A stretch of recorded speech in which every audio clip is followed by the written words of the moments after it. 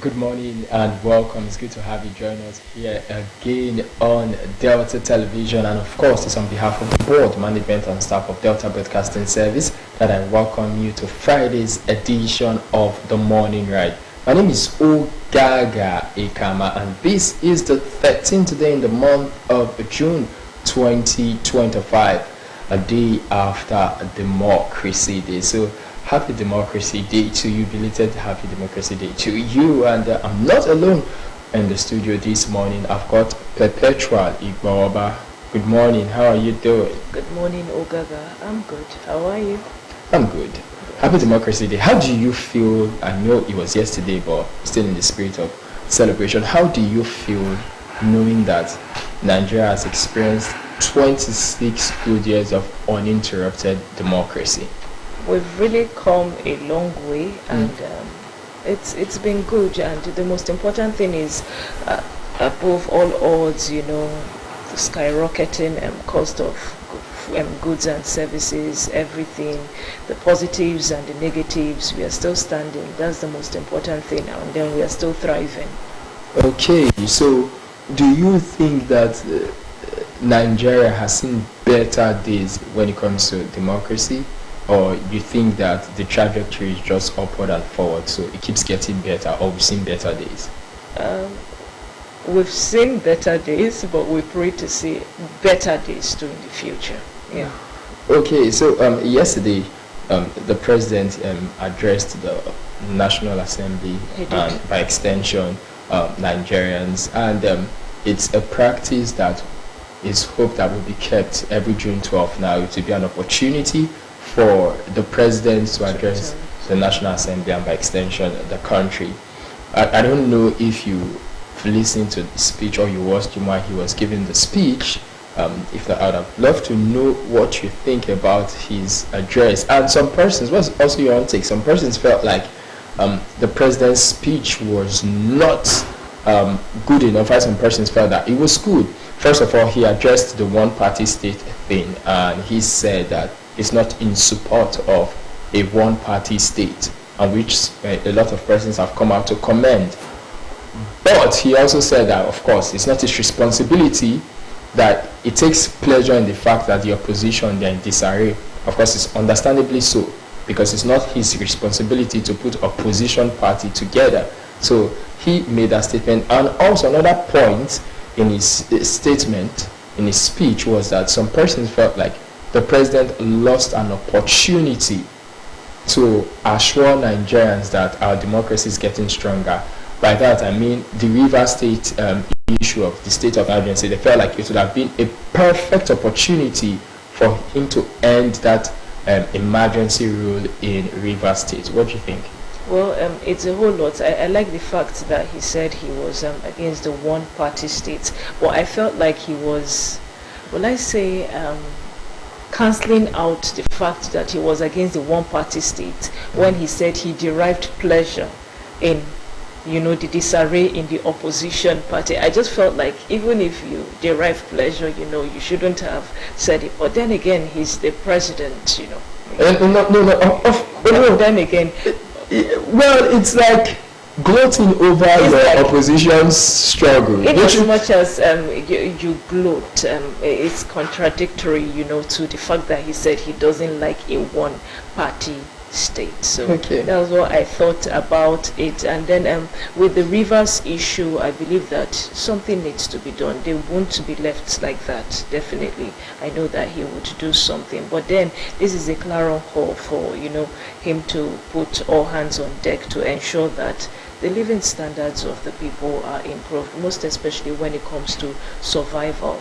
Basic things. I'm not even talking about the luxury right now, because nobody is looking for luxury. We are just looking for how we are going to be comfortable in the basic amenities available to us, when we gain or when we have our monthly pay, we can afford these things and still have like savings at the end of the month. So you should look into it, because the prices of things are, I'm not sure they're going to come down anytime soon, and then it's affecting a whole lot of people. You know, imagine a family that has 4 children, a family that has 6 children. When you talk about food, you talk about clothing, you talk about shelter, you talk about schooling, school fees, and then you have got to make room for unforeseen necessities and emergencies, like if they fall sick, if something comes up and money is needed, resources are needed. So he should put all of these into consideration. All right, it's still the Friday's edition of the Morning Ride, and we have a lot packaged for you, from paper review to the biggest story of the week. And the reporter who covered that story will be live here in the studio with us. We also got 2 interviews for you today. Talking about interviews, our first interview for today is on an important topic that touches the health and well-being of both mothers and babies: breastfeeding. Whether you're a new parent, expecting, or simply looking to learn more, this conversation is full of valuable information, so it's something that you should give total attention to, even as it comes up now. Please stay tuned.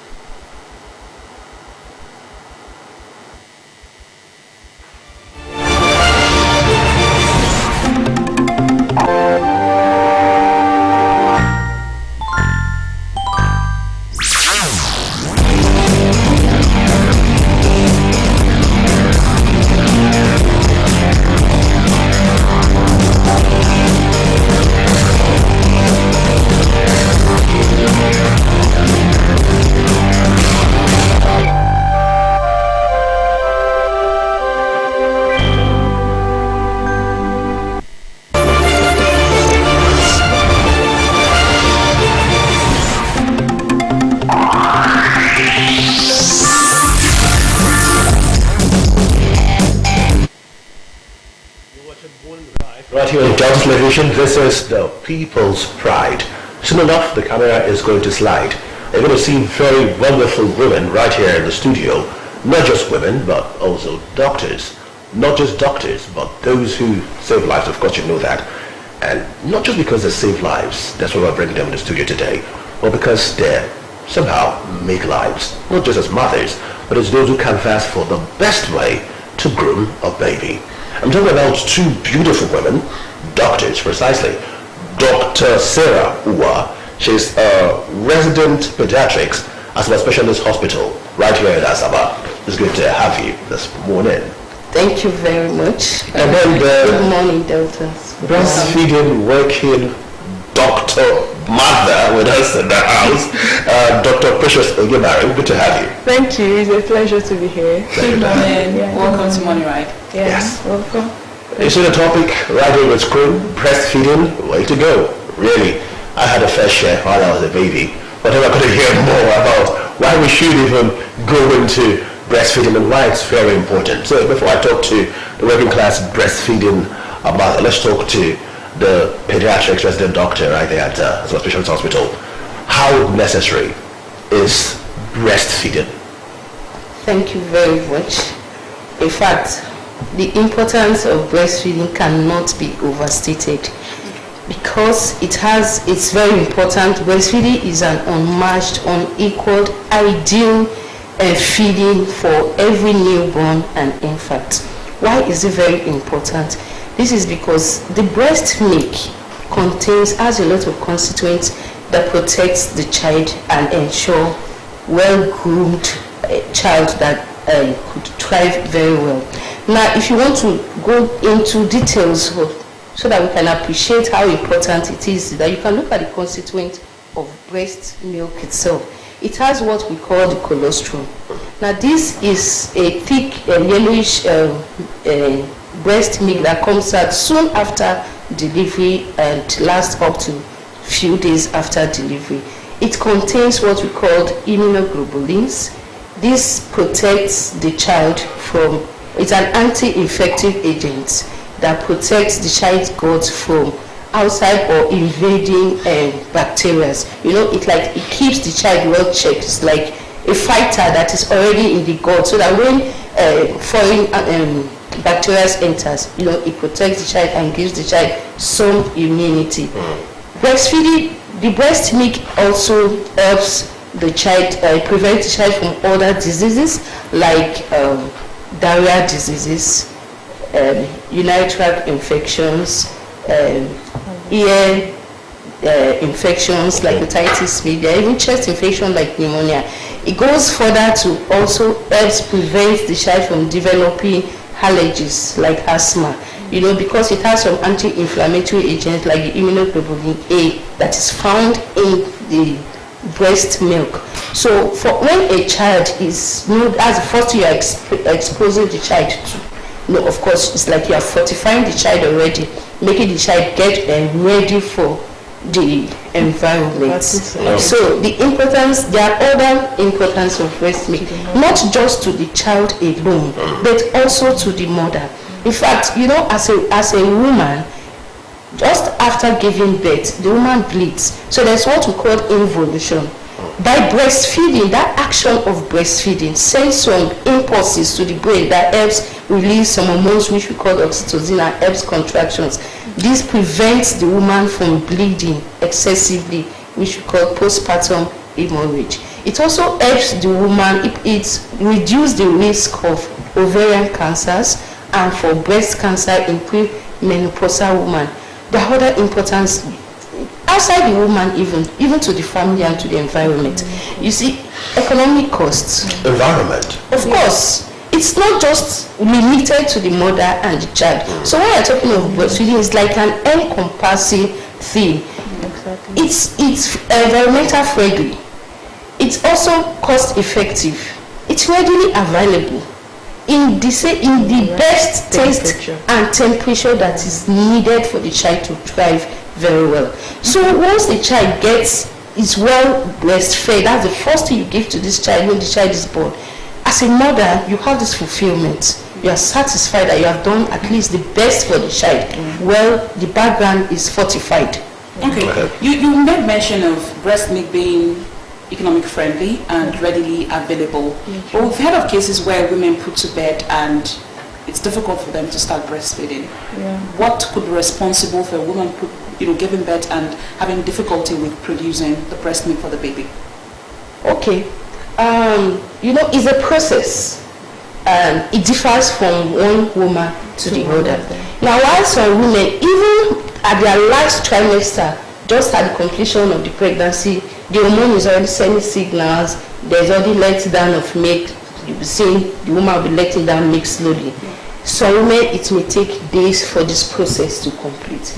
Now, it also depends on the emotional state of the woman, because that is where the family support, your husband, your spouse, friends and relatives comes in, because the emotions of the woman, it affects her breast milk let down. So for some women, they really don't lactate early. For those kind of women, you just encourage them. You hydrate them very well, tell them to eat well, to rest well, and take a lot of water.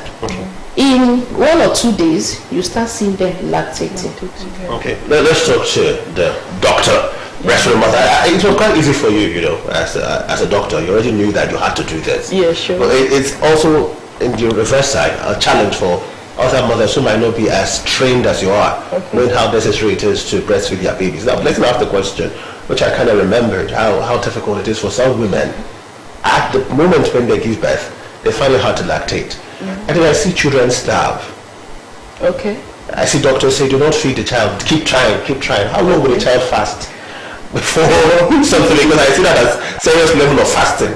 The child is doing some kind of fasting process, perhaps getting ready for the world, and the mother is so struggling to just let a milk drop. How necessary is that particular first drop of milk? First of all, I had that challenge. Okay. I didn't lactate till about 2 days, but the child won't starve because the child can be sustained. How? By in the first 24 hours without milk.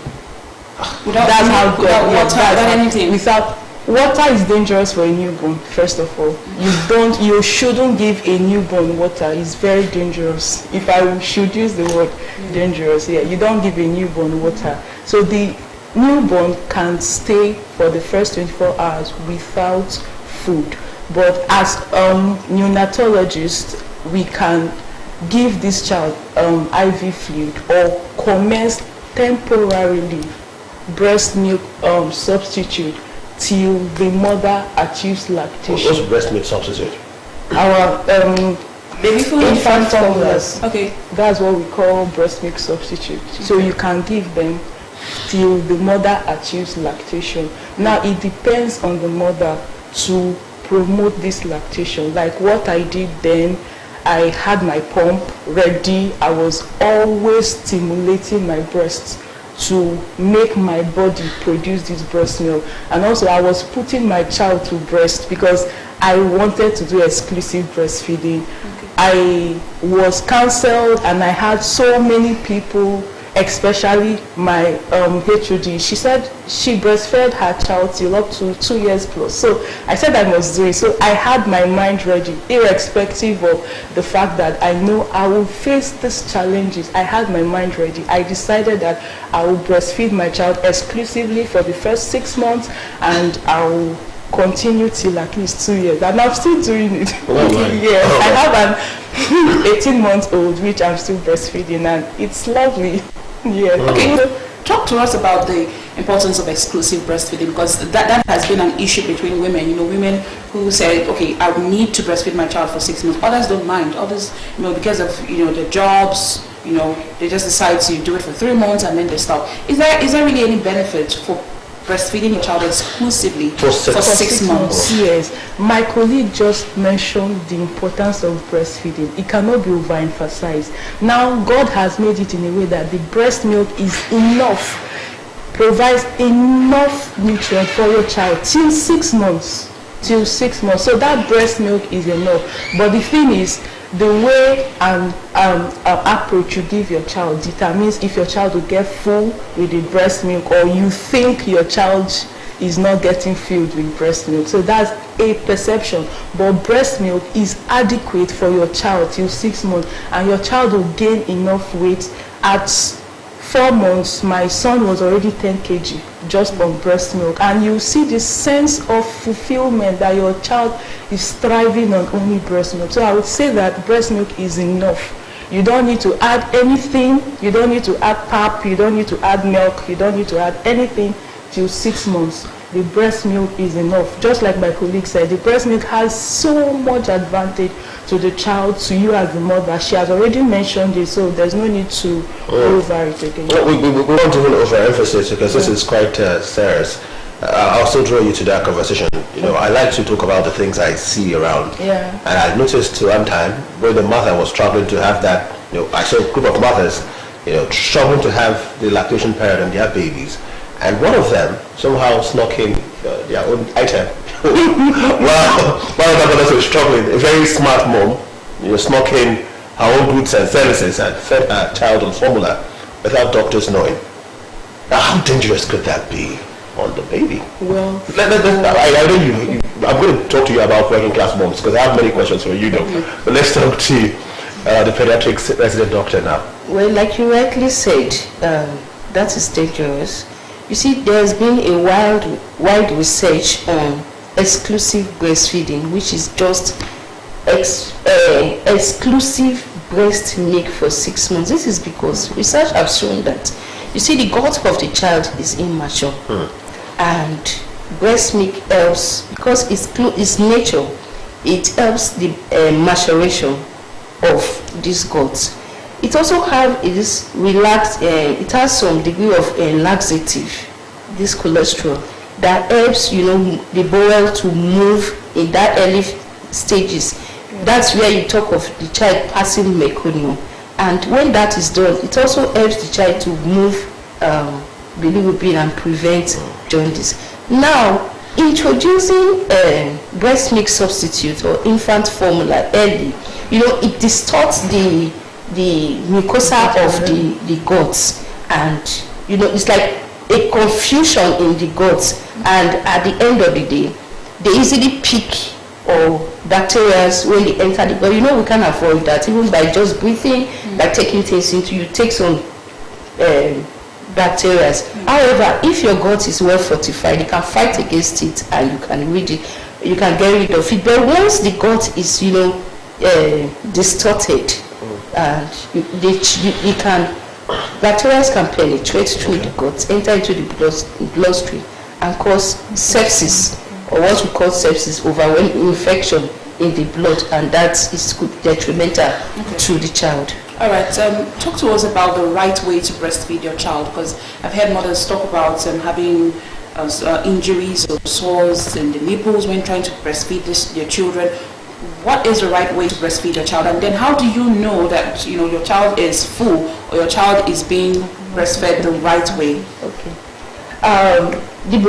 The cause of breast nipple breakage is because it's as a result of wrong breastfeeding habits. Now wrong breastfeeding. Yes. Okay. Now for you to breastfeed your child properly the right way, number one, as a woman, you have to be ready. You sit upright. When you sit upright, one thing you must put in mind is not you to the child, it's the child to you. Then you place your child, that is, the child comes to you. Not you. Now, because of in bending over to feed your child, you can put strain on your back and you can have backache over time. So what you do, the best way is to put your child, if you are going to feed the child with your left breast, for instance, you put your child on your arm. And with your palm well rested on the buttocks of the child, and make sure the child is comfortable and you are sitting upright. Okay. Then you use your hand to move the child to yourself, and then you feed. Now in feeding the child, how do you know the child is full? We need to put something at the back of our mind. We have what we call the matured milk. After the colostrum, the first week, you have matured milk. And this matured milk, we have the foremilk and the hind milk. What we call the foremilk is the quantity is actually much, but it's actually watery. That's why we say no water the first milk, because in fact breast milk has about 87% of water that would hydrate the child very well. So you don't need extra water. So the first set of milk that will come out from the breast while you are feeding for the first few minutes is what we call the foremilk. It contains more of water and some other vitamins, macro and micronutrients. After some few minutes, like 20 minutes, you start having your hind milk. This is a thicker milk that actually gives the child satiety, that satisfies the child. So for you to feed the child well, you must empty one breast at a time before transferring to the other. For instance, if you are feeding on this child, you must go and make sure the breast is empty. As a woman, when the breast is empty, you know. When the breast is full, you will also know. So you must take time, over 30 minutes. Some people feed for over 30 minutes, 45 minutes, to make sure that particular breast is empty. Then you are sure the child has gotten enough water and enough, nutrients and food, because the hind milk contains fats that also sustain the child, makes the child feel really full. The problem we have sometimes in some women who think that, okay, I breastfeed my child every 30 minutes, is because of sometimes it's wrong feeding. You just give the child the foremilk, which is more of water, and transfer the child. You still giving the child water. Because your breast is engorged, you think, let me quickly give this type and let me give this other side. You are just giving the side just water. So the mother should breastfeed for at least 30 minutes to make sure that breast is empty before transferring to the next one. In other words, empty your tank. Now, on Monday night, you rarely ever see us have water bottles, right, on our screen. We always say put it down. I had instructors take it down, and you had that back. We had to put it back up because I, for one, know that breastfeeding mothers need to have good nutrition and hydration. Yeah. I want you to talk about the relevance of this, because you have to do that. I need to take a sip. Yes. I said, go ahead, please take a sip, Mom. You have to take that for the children or for your child. How necessary is nutrition of a breastfeeding mother on their child? Extremely very important. Very important. You need good nutrition and you need good hydration, because if you don't eat well, what are you going to give to your child? Although God has made it in a way that irrespective of how you eat, the breast milk quality is not compromised. Yes, that's how God made it. The breast milk quality, the quality of the breast milk is not compromised. But however, for your good health, for your well-being as a mother, you need good nutrition. I've seen women dizzy say, I'm dizzy. They say, go and eat something. That's why you need to eat. That's why you need to eat, so that you'll be well hydrated. You'll be well hydrated. You'll be very well with enough carbohydrates, energy, and all, so that you can give to your baby. Because if you don't have enough, you can't give. Talk to us about some of the things that breastfeeding mothers should take.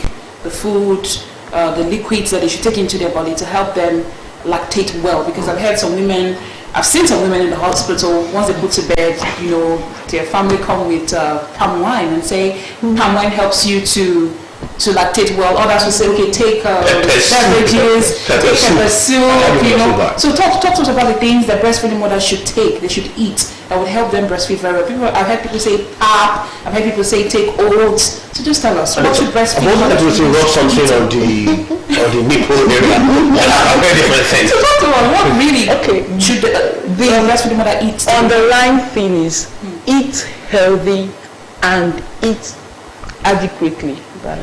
By the first few days of your life as a breastfeeding mother, water, you need fluids. That's why they will tell you palm wine is fluid. They will tell you pepper soup alcohol is fluid. Going to be dangerous for the child. I think so. Alcohol is not good for the child, so I don't encourage palm wine. What I encourage is hydrate yourself with fluid. You can do fruit juices, but water. Because by the time you take water, your breast milk will rush. Okay. Yes, then by the time you eat food too, eat food. As a breastfeeding mom, you need food. You need food for your body to be able to extract this and produce much breast milk. Me, what works for me is eba, swallow. Just give me swallow and my breast milk. But I took palm and all. Let's talk about some of the myths that people have about breastfeeding. Now, I've heard people say, growing up as a child, you hear women say, if you don't breastfeed your child today, if you don't empty your tank, like Pastor said, tomorrow the breast will get sour. Is that true? Of course, that's a myth, like you said. Nothing gets sour in the body because it's in the adequate and perfect temperature that is made by God. Until it comes out, it can't go sour. Even when it comes out, the breast milk can stay for a couple of hours on air, room temperature for up to 8-12 hours, and it's still okay for you to feed. Like for instance, for breastfeeding working class mothers, they can express their breast milk and just leave it on the tables for 4 to 6, even 8 hours. You can still feed the child, and if you are putting it in the refrigerator, it can stay for 12 hours in the freezer. In fact, 1 month, 2 months, 3 months. So if I skip breastfeeding for 1 day, I can still breastfeed my child. Of course. Because growing up as a child, if you don't feed your child 1 day, if you skip breastfeeding 1 day, the next day, of course, the breast milk gets sour. I traveled for 5 days. Yes. After my trip, I came back. What I just did was to express the form milk, like she said, that is watery, and I continued my breastfeeding. So it doesn't get sour.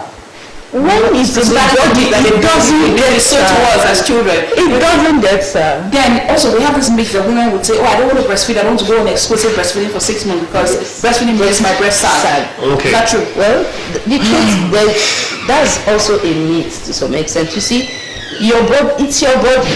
Whether you breastfeed or you don't breastfeed, as you age, your breast sags. Okay. Even though you're going to have a full breastfeeding day today. So I promise you. So we'll save some for later. Well, because we've held a working class mother and a breastfeeding mother as well, we want to know one thing: how do you cope with work? Because many mothers who are professionals have the same problem. It might be easy for you as a doctor to understand, in terms of understanding, but I'm not doctor actually. So how do you navigate through all these? Breastfeeding. I had a banker for a wife who had to still work and do exclusive. So I want you to educate people how that works actually. First of all, it comes with your decision to breastfeed your child as a working class mom. Because I've seen some moms that say, I can't breastfeed. I don't want to breastfeed. I decided that I was going to breastfeed and I was going to do exclusive and I was going to continue. So what helped me was my pumps. I had so many pumps. I pumped in the morning. as breastfeeding moms, in the morning when you wake up, your breast will be engulfed. So I pumped. I stored in the fridge. Is pumping easy? Is it easy, or is it? Do you experience some difficulties while pumping? No, it's not difficult at all. I had so many pumps. I had the one that I could just insert in my bra while driving, because by the time I'm going back home, I will also pump, because by the time I reach home, I will breastfeed my child. So I will pump when my breast is engulfed. And remember, while at work, because I'm seeing so many patients, my water is always there, because even if I forget to eat, I always take my water to hydrate myself, to produce enough milk. So that also helped me. So I'm seeing my patient, I'm talking, I'm drinking water. Okay, we cannot get pumps in the house today. I wish we planned for that. Would have shown that. I would have brought that. But the one thing we did not forget is to bring an actual mother and her baby, because we have an actual mother here, but our baby is not here. Probably has the pump somewhere. But we have a mother who had to carry it. So you hear those cuckoos, those sweet sounds behind the camera. We'll go on a very short break so we don't get the studio rowdy.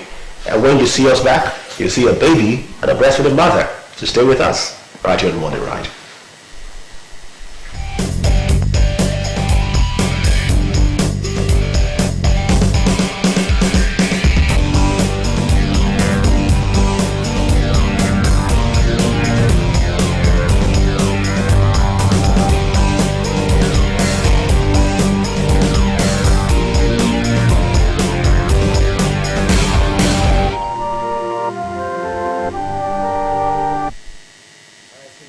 We have a baby in the house with us today, and she is actually a breast-fed baby, properly well nourished. There, flaunts this fine vessel of beauty, and she's held on to our field.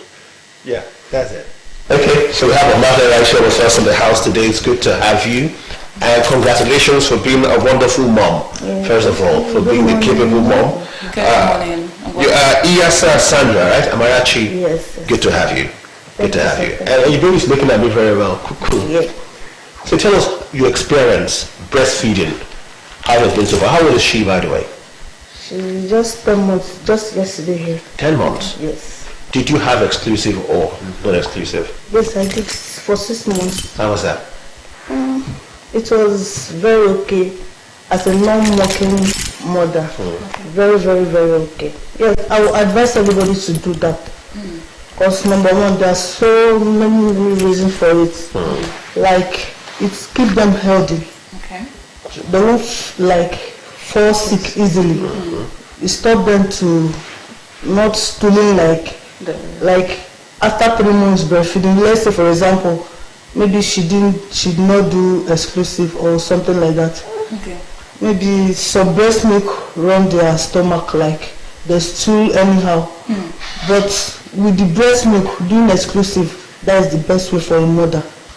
Okay. I will advise that. All right. Did you have any kind of support system in the hospital while you were going for your antenatal, or after giving birth? The doctors and nurses, put you through how you should breastfeed, or was it just? Did you just learn it from your family, or were the doctors quite supportive? Supportive, and did they really educate you on how to breastfeed the right way? Yes, they did. Even when I was still pregnant, like going for clinic, they always advise us, we mothers, that first 6 months is very important for our baby to keep them healthy, and the result is very clear. It won't fall sick easily.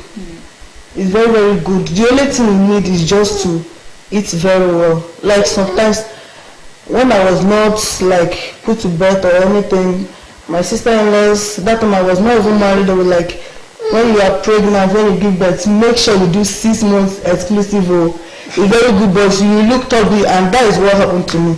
Oh yeah. I was very skinny. She's now done with exclusive, right? No, she's done for 6 months. Exclusive, but she's still breastfed, and of course. Yeah, I will still breastfeed her even after 1 year. Okay. What's the difference between when you were doing exclusive and now that you are now mixing the food for you and for the baby? Yes, the different thing now, I even felt that I'm doing a lot of work now. Because when I was on exclusive, if I'm going out